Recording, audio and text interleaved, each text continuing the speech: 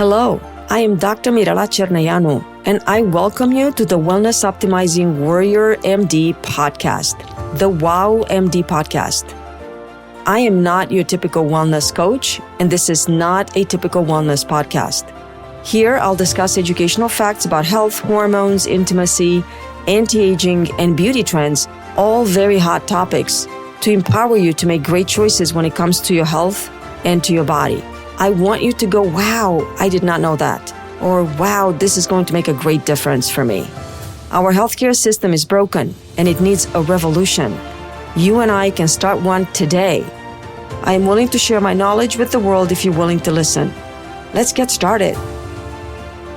I am going to start this podcast episode by diving right in and continuing the wellness exam pearls from men and women in their 30s, and continue with the review of systems and symptoms, part 2, also called ROS by doctors, which, as I said in the first episode, is the roadmap to your health and a little bit of a checklist.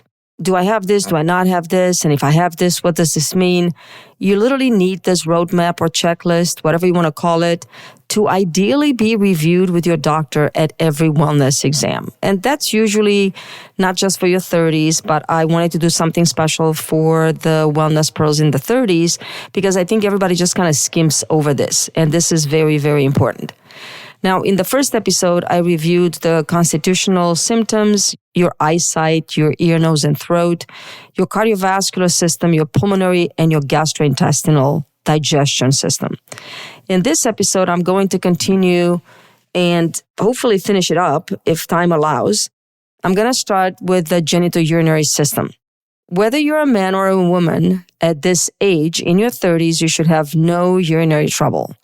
Now, if you get up multiple times at night to use the bathroom, or you have any kind of symptoms of urgency or frequency, meaning you got to run to the bathroom all the time, most of the time, these are indicators of a urinary tract infection. However, if they're chronic, they occur all the time. They could signify a bladder problem.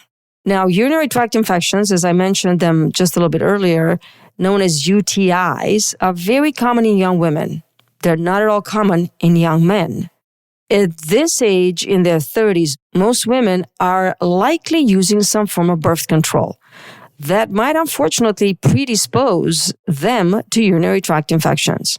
For example, the use of a vaginal birth control method like the ring or the use of an intrauterine device like the IUD. Even the birth control pill can predispose you to UTIs, believe it or not, because it lowers your estrogen. Now, past the urinary system is the genital system. If you're a man, fast forward a little bit or skip this part because I want to review genital symptoms for women in their 30s. And at this point, I want to talk a little bit about what a normal period is. I've revisited this topic multiple times in my previous podcast episodes, but just for the purpose of simplicity, for your period to be normal, it needs to be reliably between 25 to 35 days every month. It needs to last somewhere between 3 to maximum 6 days. The flow should be normal, not too light, not too heavy, and there should be minimal to no cramping. Anything out of the ordinary outside of these parameters, it's a sign and symptom that you might have a problem. Consider discussing with your doctor your period pattern in detail in your 30s, as the majority of women start to show some kind of imbalance of their hormones in their late 30s. By now, the stress of motherhood or career has caught up with you and is definitely possibly affecting your hormones. If you suffer from obesity and irregular periods, that's a sign of PCOS. Please make sure to discuss that with your doctor.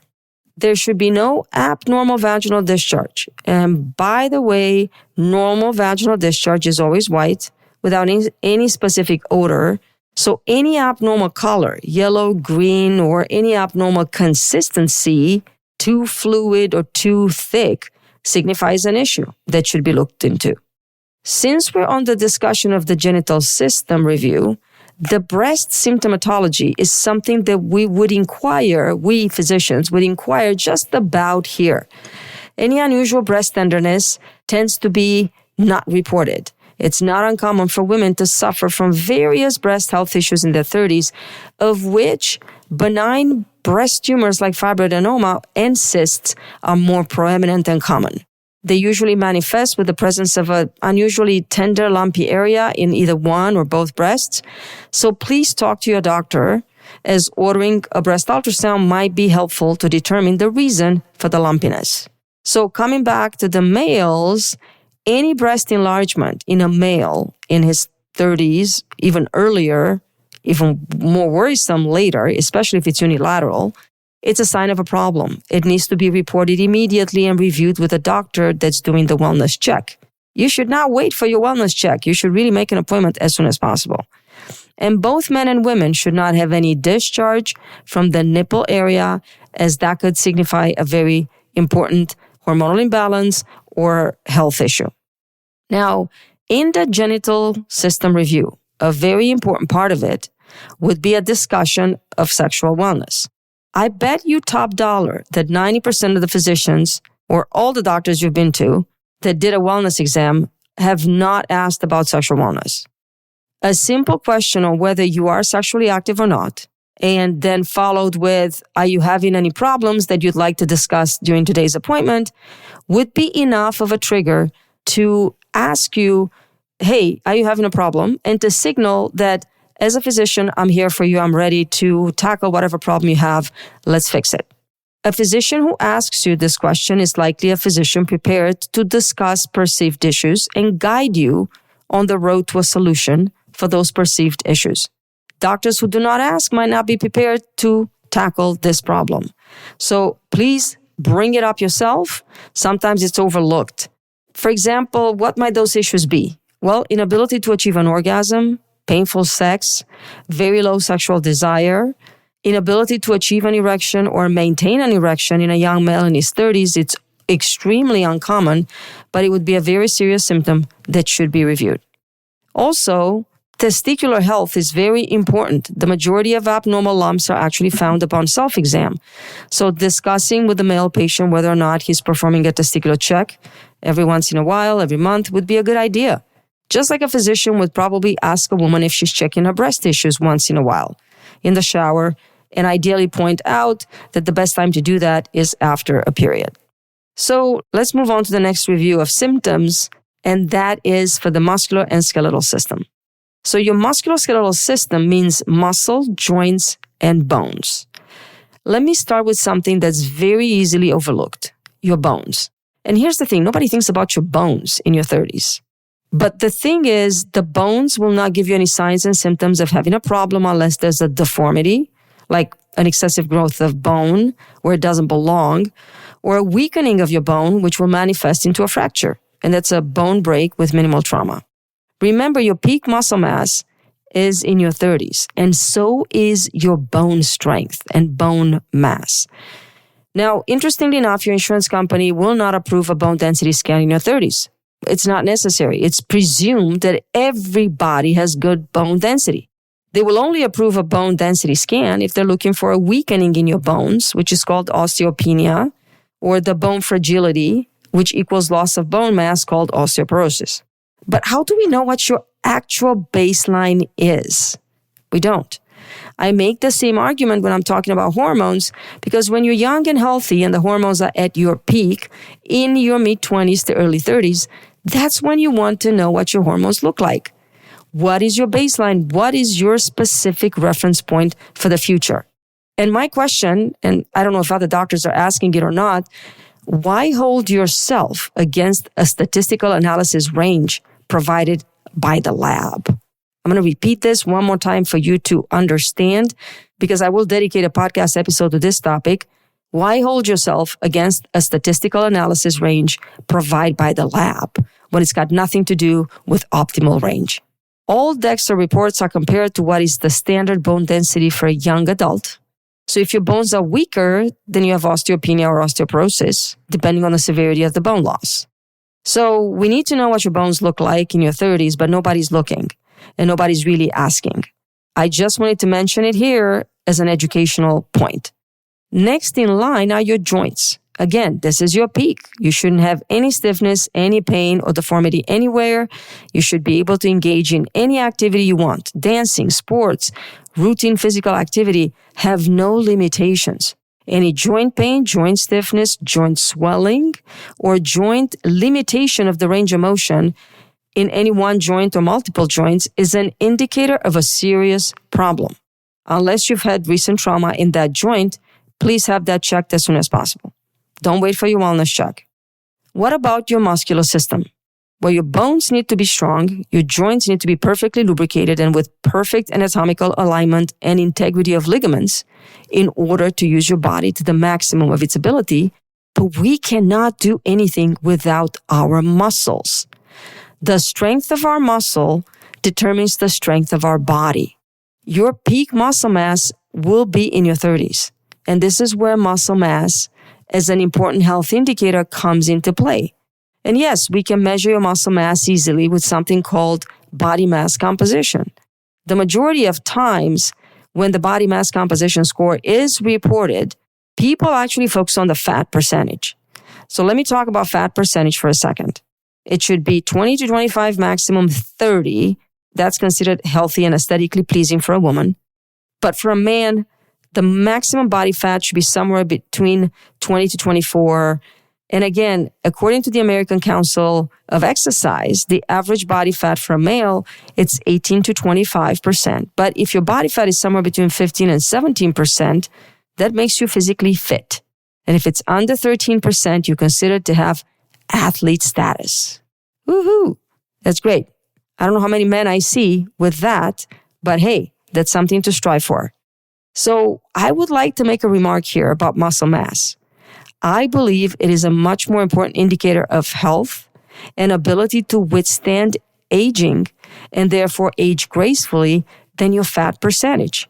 Yes, if your fat percentage is high, higher than 30%, that's not a good indicator. That's not a good predictor for metabolic health going forward unless you're able to reverse it. But a good muscle mass is more important, as the more muscle you have, the stronger you are.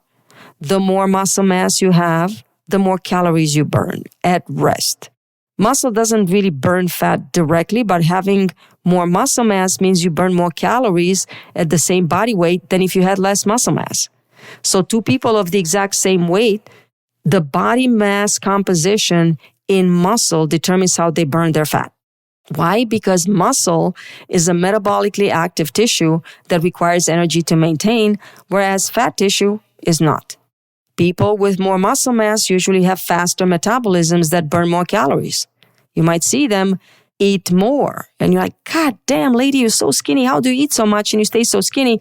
Because she's probably all muscle. Now, this is very important. It's a tiny bit of info you need to know.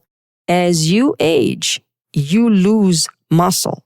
Again, as you get older, you get weaker because you lose muscle, not because of anything else. Losing muscle will slow down your metabolism. So I don't know what is happening, doctor. I eat the same and exercise the same, but I gain weight. The explanation is likely because you're losing muscle mass. You're also losing your youth hormones. So now you need to exercise more, eat less to keep the same weight. Is that fair? No. That's another talk for another episode. I just wanted to make the point that you really need to care about your muscle mass in your 30s because your muscle mass increases gradually from a young age to reach the peak in your mid-30s. Yes, I'm repeating again. Your peak muscle mass is at 35. Everything declines after 35. Fertility, energy, hormones, and muscle. So do not squander your ability to build muscle. Take advantage of your youth, your strength, your healthy joints, and strong bones, and stay active, spending time working your muscles, developing and strengthening them.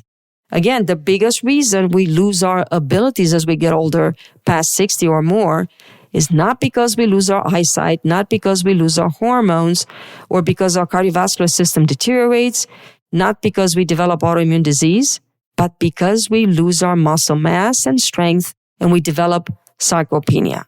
More to say on this subject. I love this subject. I promise I'll dedicate an episode to it. But I hope I've made my point for this specific review of symptoms.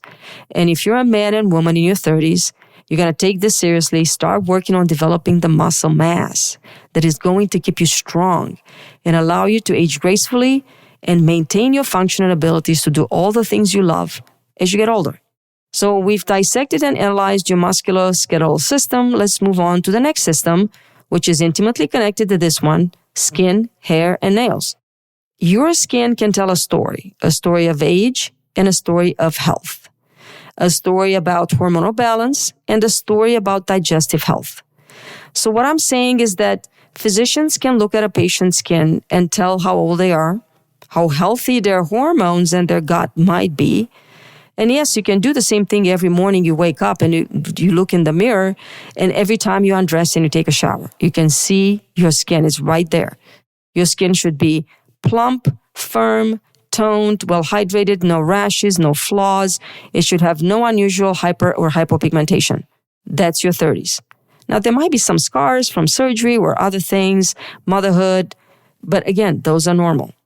So I'd like to discuss briefly some of the issues that might give you a clue as to what is going on with your overall health when you're experiencing a skin problem. Let me start with one of the biggest problems that afflicts women in their 30s, skin-wise, and that is acne. Now, as a woman, you might be dealing, or a man, you might be dealing with new onset acne, which is clearly due to a new problem and should be taken seriously.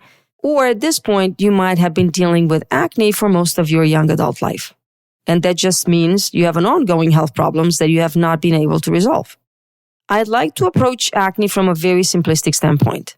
It is usually one of two major problems, either hormones or your skin microbiome. Now, hormones, when I say hormones, I mean for some reason your testosterone is converting to dihydrotestosterone, which is the skin testosterone. That type of testosterone creates acne, hair shedding, water retention, and that type of conversion, it's either genetically or epigenetically determined. That means you are born with metabolic pathways. The way you process things is predetermined. And there's a certain way that your body is creating better or healthier metabolites or bad problematic metabolites for your hormones. You're kind of born with that. Does that mean that there's nothing you can do about it? No. You can do plenty of things about that. That's where the epigenetic stuff comes into play. This is where what you eat, how you exercise, how you sweat, or the absence of sweating impacts you. How do you sleep? How much stress you have, how you handle it, and what supplements you take. This is where all of this impacts you. You can have too much testosterone convert to the bad testosterone. Also, if your estrogen is low. That is why, interestingly enough, some women develop acne close to menopause, when their testosterone is low, but it's because the estrogen declined. And the raise in the stress hormone, cortisol, impacts how you process your hormones. And by now, your gut is messed up and there's all kinds of mood issues and other problems. So let's talk about high testosterone for a second. If your testosterone is high, like for women with PCOS, then you tend to convert more of it into the skin testosterone. That means you're more prone to acne, and you will have more acne than another woman who doesn't have acne. So this is a little bit of intro into why hormones and skin are important and how testosterone can give you acne. Now, the second one I said is your microbiome, the skin microbiome. And that's the second most important, maybe the most important characteristic of your skin health. And that determines whether you get acne or not.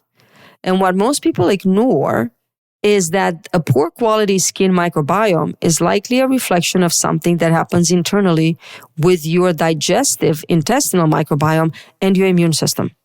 So the number one tool in acne management, as far as dermatologists are concerned, is an antibiotic from the tetracycline family called minocycline or doxycycline.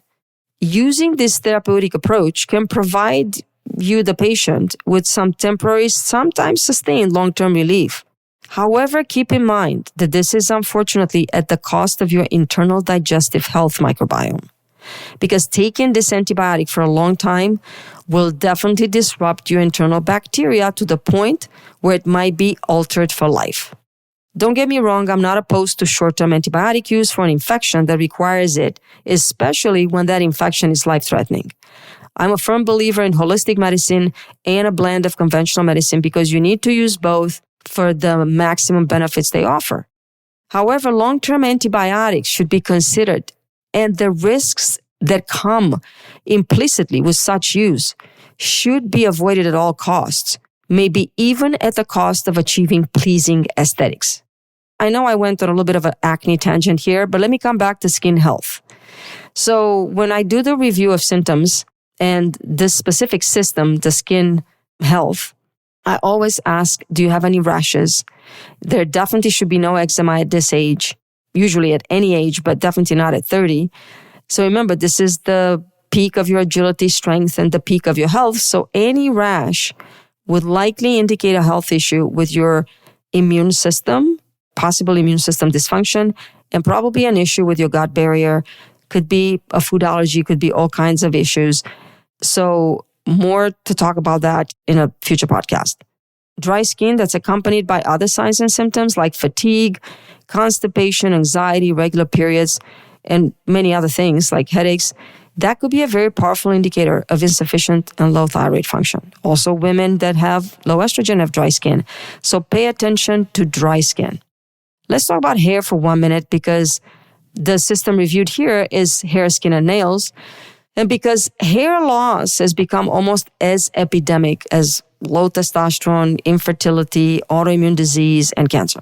Women specifically suffer hair loss, which is very unusual and unheard of. Men are pretty predisposed. They can get alopecia and they can lose their hair due to testosterone metabolism issues. However, women have never suffered from hair loss until about 2 decades away. And there are many factors involved in the process of hair growth and the excessive hair turnover, or in the process of simply losing your hair due to immune system dysfunction, where there are antibodies attacking your hair follicle. So first and foremost, what you need to know is that your hair growth and the shedding process are intimately tied into your stress, your hormones, and your nutrients. Do I have to point out the obvious fact that we're facing stress every day of our lives and we live in an extremely stressful society and an extremely stressful environment, which is perpetuated by the demand made by our work, by fear-mongering lovely mass media stations, or from the financial hardship that many of your listeners are going through? We probably live with much more stress than our forefathers used to experience in their lifetime. What do you think stress is doing to our hormones, to our immune system, and our digestive health? Well, nothing good. And stay tuned. One of my next episodes is going to be the top 10 ways stress is killing us slowly. So I started talking about the hormones, the nutrients, and the stress. So stress is bad for our hair. We always know when you have a lot of stress, you will shed a lot of hair. So hair technically should have its own podcast episode. It's so important. So many women have issues with hair loss. But to be brief here, if you don't have enough estrogen, that could influence your metabolic pathways in a way with unfortunate consequences for your hair growth. And even if you have low testosterone, you might be converting more of it to the dihydrotestosterone. And that conversion might be exaggerated. And that could happen because you have low estrogen. Now, what about another hormone, thyroid? That is a very important hormone that maintains the balance between your hair shedding and your hair growth. You can find yourself losing too much hair when your thyroid is low. You can find yourself losing too much hair when your thyroid is very high. Your body is usually smart enough to know how to hold a balance and react to the environment when you have a functional thyroid. But there's so many women, many more than men, that develop thyroid dysfunction. And when you have a thyroid dysfunction, that means your thyroid is no longer capable of maintaining balance. So you will be either not releasing enough thyroid hormone or releasing too much thyroid hormone based on your intake of actual thyroid hormone from medication, obviously leading to all sorts of consequences for your health and your hair. So that's why you need to check your thyroid hormone panel very frequently when you are on thyroid medication. Now, your hair can become dry and shed excessively as a sign of nutrient deficiencies. What about nutrient deficiencies? Well, I think everybody has them. And maybe I have that experience because my medical practice is about people coming to see me when they have a problem. However, 90% of annual wellness patients that are screened for vitamin D, vitamin B, magnesium, iron, etc., are deficient. And that's 9 out of 10. These are healthy, young, mature adults who have no signs and symptoms. Why are we so nutritionally deficient when we live in what's supposed to be the richest country in the world? where there's an abundance of food to the point where every time you eat at the restaurant, you get such a high amount of food on your plate that you have to pack something and take it home because it's way too much. This deficiency of nutrients is because our microbiome, our digestive health, has been significantly disrupted, and because our microbiome dictates how well we process our food and how well we extract the nutrients of the food that we eat, so we are going to be nutritionally deficient. Also, I don't want to launch in another diatribe about the quality of the food that we eat, but we all know that has declined drastically over the past few decades due to genetically modified foods, the massive amounts of pesticides, toxins, herbicides, fungicides, antibiotics that are sprayed, fed to our meat sources, sprayed onto our food in a quest for productivity or increased yield on the harvest, as well as the toxins we surround ourselves with daily in our quest for modernism and convenient advantages, desired speed, etc. There are many reasons why we are surrounded by toxins, all in the name of convenience. Unfortunately, this disruption of our microbiome and dysfunction of our digestive system makes it certain that we are going to be nutritionally deficient. And it will impact our hair growth and regrowth process when our hair sheds. What's worse is that due to this digestive dysfunction, we are unfortunately suffering immune system dysfunction as well. Our hyperpermeable intestinal barrier, which is called leaky gut, allows the passage of many byproducts of digestion, like food particles, into our bloodstream, initiating an undesired and unwanted immune response in the form of antibodies or immune cells that are geared to attack the intruders. This attack process will manifest in the body where the cellular immunity triggered as a reaction between the food particles and our immune system. These reactions will lead to immune complexes. And these immune complexes, antibiotic, food particle surrounded by immune cells, they go to all kinds of places through our bloodstream. But guess where they go? They can go to our skin, causing rashes and eczema. They can go to our hair, causing an attack on our hair follicles. But they also go anywhere, including our joints, causing joint pain and sickness. And we don't know, but maybe some of them cross the blood-brain barrier and cause all kinds of mental problems. So coming back to my point is that hair loss is a signal symptom that signifies a possible serious issue with your hormones, your vitamins, your immune system, your digestion. It needs to be investigated and addressed. You're not supposed to have any signs and symptoms in your 30s. But if as a man or a woman you do have hair loss, please address it with your doctor. I would like to mention the rest of the systems in a shorter fashion because I'm running out of time, and that's the neurological and psychiatric. There's a lot of talk regarding our nervous system. I'm not going to make an entire podcast episode about this. I've talked about this in previous podcast episodes when I reviewed wellness for teenagers, and I discussed how mental health is a priority because so many people suffer from a mental health condition. Now remember, your 30s is your peak. So at this point, you should not have any anxiety, you shouldn't be depressed, you should have no irritability, and you should have really no mental clarity issues. Your memory should be fine, and your ability to focus should be outstanding. We physicians like to review insomnia, which is a sleep disturbance, both during constitutional symptoms review as well as under mood review. So if you have not been asked about sleep at the beginning of your review of symptoms, but you have sleep disturbances, please put it on your checklist.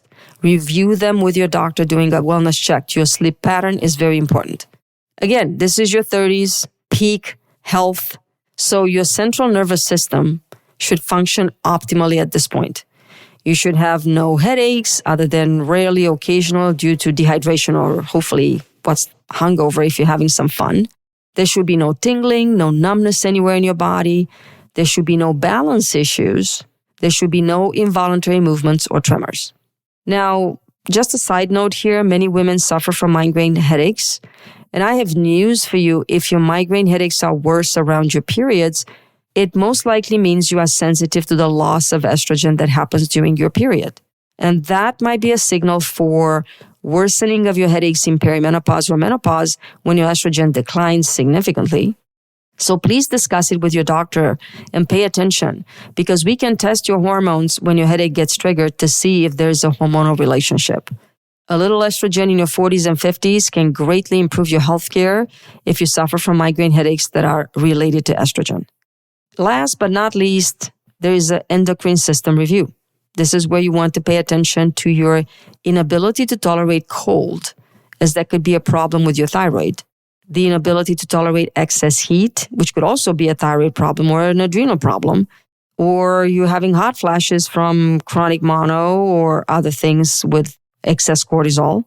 This is where excessive thirst and drinking a lot of water might signal a problem called diabetes insipidus, or any unusual weight changes that might definitely be related to hormones, insulin and thyroid. You definitely want to discuss weight changes during your wellness check. Last but not least, the review of systems will close with the hematologic and lymphatic system.